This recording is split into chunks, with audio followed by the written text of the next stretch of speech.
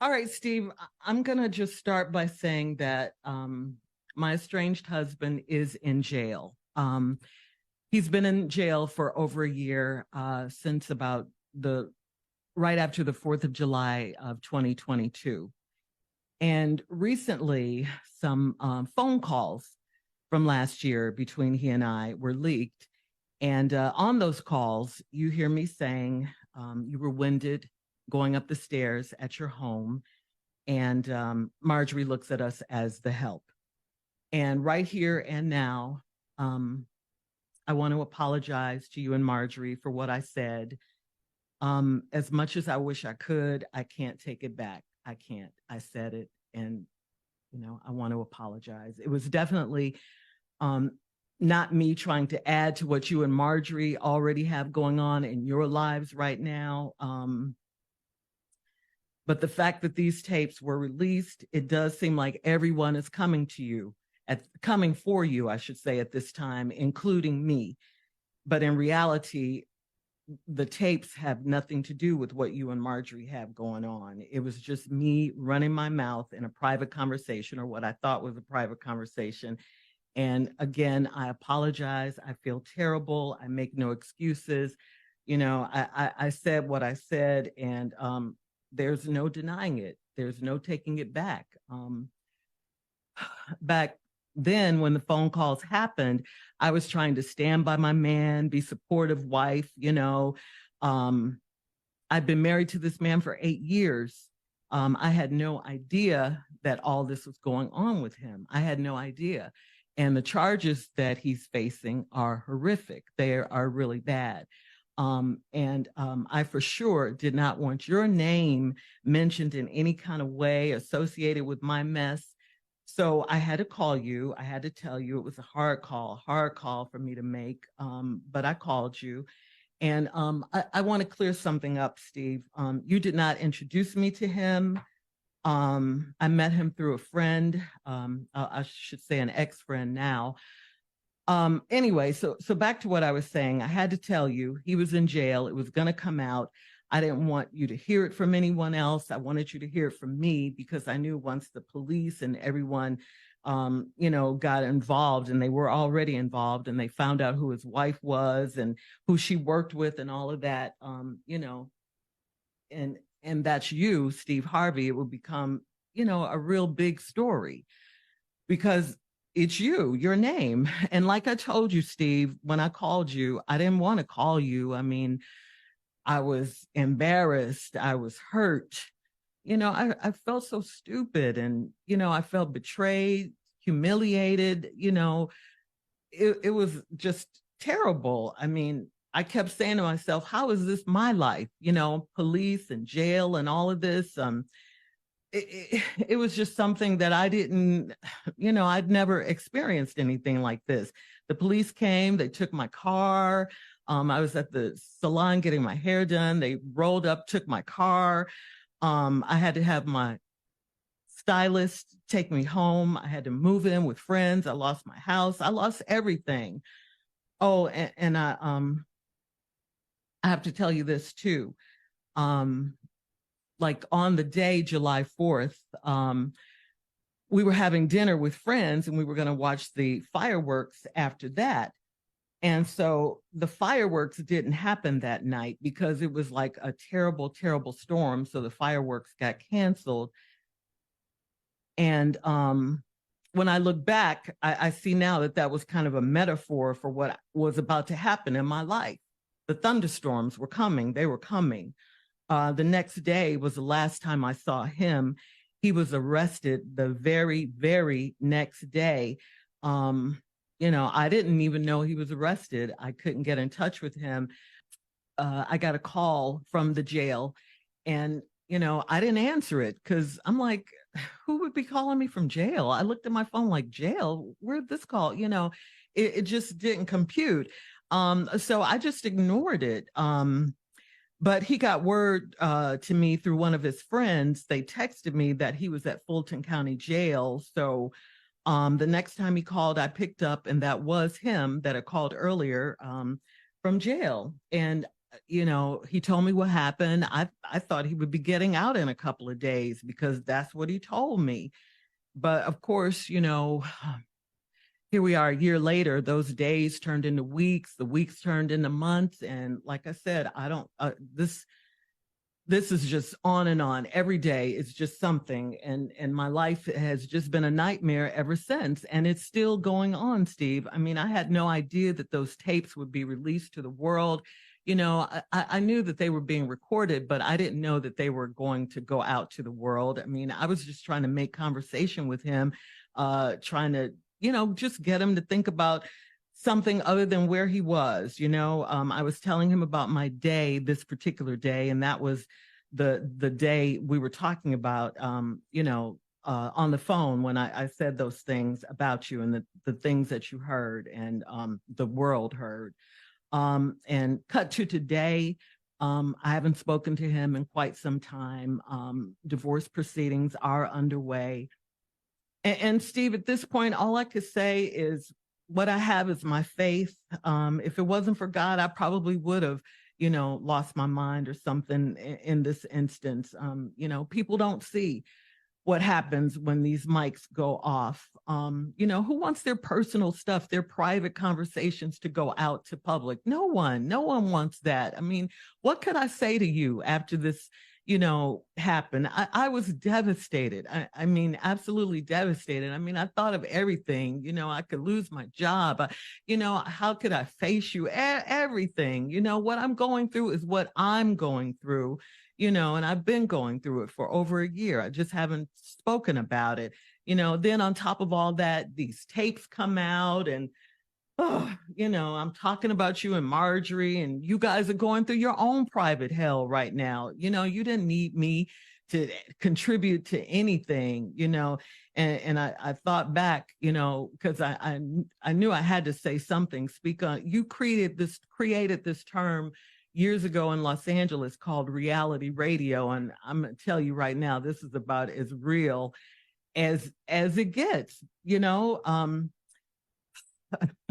Sure. And the reason I'm here before you now, I wanted to say it live on the radio, is because your name is in it. You know, we've been friends for a long time, Steve, and these jail calls were made public, and I wanted to give you and Marjorie a public apology and to ask for your forgiveness publicly.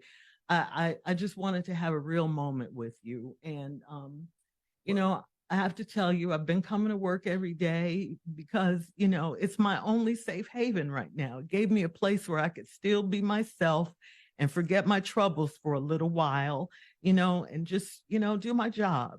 You know, I want to thank you guys. I want to thank you, of course, Steve, Tommy, Junior, and of course, my girl Carla, you know, for the space and the grace that you guys have shown me.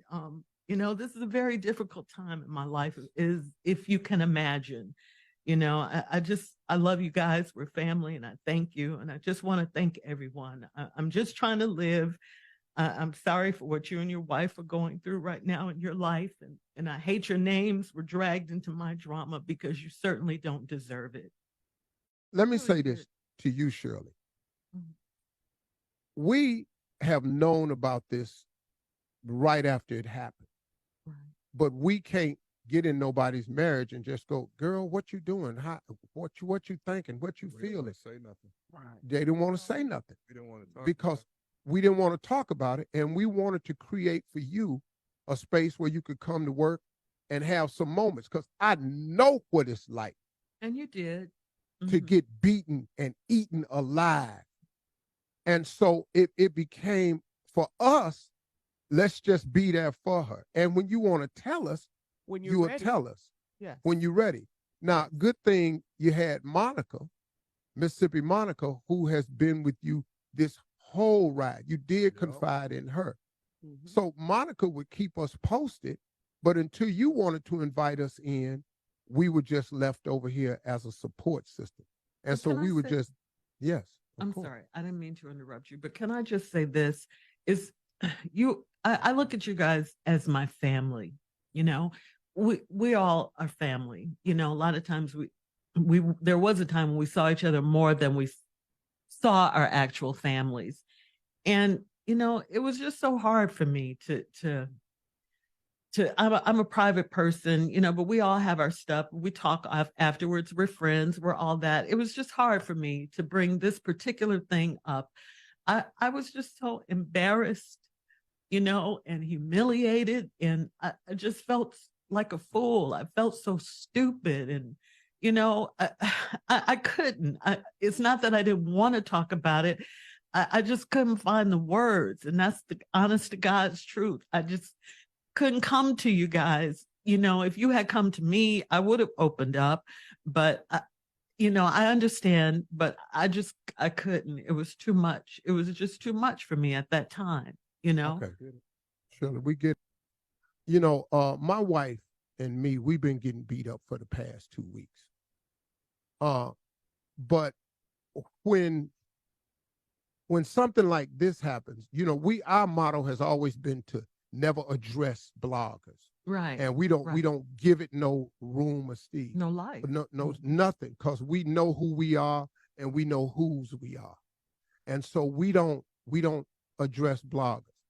When this came out, it's a little bit different because it's not gossip, rumor, or malicious lie. It came from the inside circle, because we are inside circle. We are family.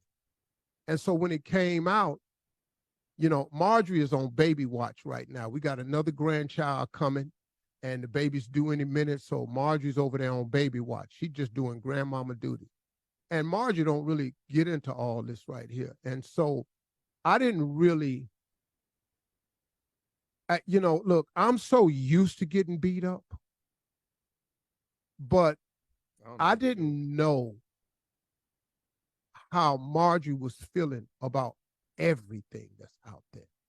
Mm-hmm. Because these bottom feeders are just beating my wife up. And even though we've made a conscious effort and we said we're not going to address it, I'm tired. And so when this came out, this is how the devil worked. I'm going to pile it on. I'm going to go get somebody that worked for me. Because one more time, God don't come. God, the devil don't come for those he got. He sends the ones he has. So now I'm going to get me a government employee that needs some money, that work at Fulton County. I'm going to get a hold of him. I'm going to release these tapes. I'm going to get him to need a little bit of money. I'm going to give it to this female blogger, and she going to get a little bit of money, and now I'm going to soak them. But the timing of it was ugly because of everything else that's going on right now.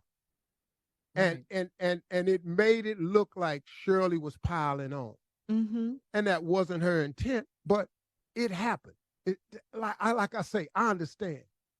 The part I'm coming with now is because it's been so ugly for my wife, man. And see, this is what I've never done before. It's been so ugly for my wife, and I've stood there trying not to say nothing, but I'm not a blog. We, me, Shirley, Carla, Tommy, Mississippi Jr., we ain't a blog. We're a real media platform. And I don't know if you all know what it's like to wake up every morning that we get up, and our job and mission is to brighten your day. And it don't matter how dark our day is. We got the job to be the morning show. And we got to put on the show. And Tommy come in here with Junior come in here off a crisis with sickle cell. Tommy come in here with bad news. Tommy get hit with cancer. Shirley going through her life right here. Carla got a whole family over here. She got to deal with these people down at the school about her kid. She got to take her black daughter down to this school and try to make the best way for her. Everybody got crosses to bear. But we got to come in here anyway, and we got to be the morning show in spite of what's happening in our life. When it ain't funny or fun or inspirational or motivational or informative at all, we just in here trying to make it. So I get it. Here's the deal. I'm going to tell you something. I'm going to do a list of facts. My wife asked me not to do it because she said, Steve, all them haters going to do is flip anything you say and reverse it. Okay, cool. Well, you're doing it anyway. And you out there just lying about my girl. And you got her this, and you tearing away at her character. And I don't like what you're doing to her. I don't like the timing of this jailhouse release because it just seemed like it added more and it came from the inside. I'm tired, but she got to be tired. The woman I married is a good woman. She the best thing ever happened to me. She's God-fearing, she's loyal, she's faithful, and she's a kind and loving person. I don't care what nobody says. And y'all quit talking about she was in my other marriage and ruined it. She didn't. She was nowhere around that.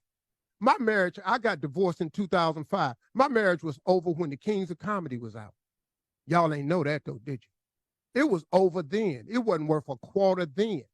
It took us this long to get to the divorce. That's when the official paperwork came out. But in 2005, let me hip you to something. I had nothing. I lost the radio show we were on in LA on March 23rd, and I lost the only TV show I had May 23rd, I lost the radio show, and May 10th, I lost the TV show. Steve Harvey had no money. Got with Marjorie again, New Year's Eve, met her, talked to her. She was with her kids in Hawaii. We got together in 2006.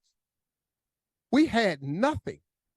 She didn't marry into no lap of riches. I had nothing. When I asked her to marry me at the end of 2006, and then she said she wanted to get married in 2007, I told her too soon. I got to get some stuff together. She said, what? I said, baby, I ain't really got nothing. I'm trying to build. She said, I'm going to get in there and build with you. We got married in 2007. Do you know what I was doing in 2007? Nothing. We had four stations in 2005. 4. We built this. All of us built this. We had 4 stations. We turned this into something. But that woman got down in that foxhole with me and turned this into something. In 2007, we got married. In 2008, we found out that somebody had stolen 7 years of my tax returns. I ain't gonna mention no names. And we owed the government $22 million and we in debt. But then guess what? She stayed with me in that. Then guess what? In 2009, I got Family Feud. In 2009, the book came out. In 2012, the talk show came out. I'm telling you, this woman got in the hole and built this with me. She didn't steal nothing. And I'm tired of y'all talking about my girl, because my girl is one of the best women I've ever met. And why you black ass people out there got these blogs like you just gonna destroy somebody, I don't really know what that's about. But don't worry about it, because it ain't working. Because all we are now, we are a tighter two-handed circle. Thank you for doing that. And you're not gonna split us up, and we're not going nowhere. And she is none of what you said she is, and she the best chick I know. Now I'm defending her, and you can feel how you want to feel about that. But that's the God in me. But now let me give you one piece of Steve Harvey. If I see your ass.